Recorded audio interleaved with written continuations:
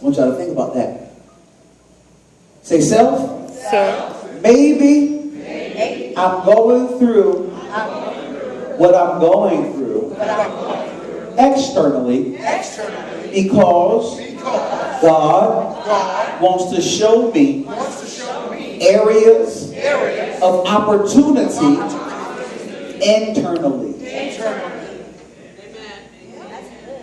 Sharon, she doesn't, some use her. She just gets on my nerve.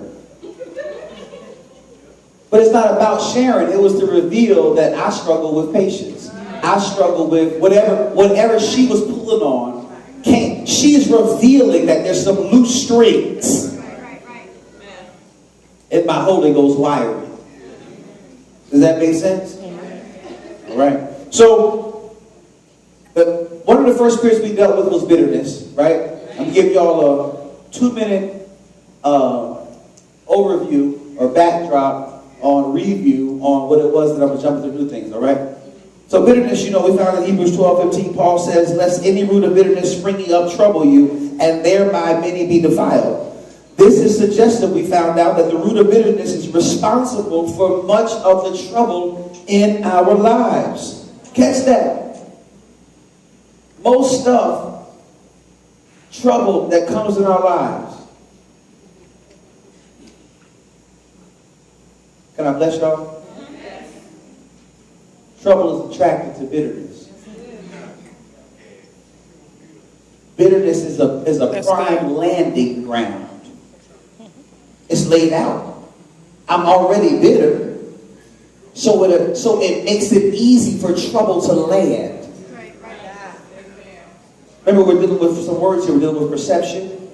So, Mama, if my perception says that I see things the right way and I'm happy and I'm not, down and bitter and disgruntled, those are the type of people that it don't matter what come their way, they just let it roll off of them.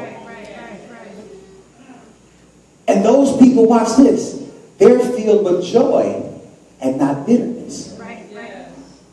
But when you feel with bitterness, trouble will show up and sit down right next to you, and you open up the door and start talking to them. You know why? Because you bitter, so therefore you bitter people care about other bitterness.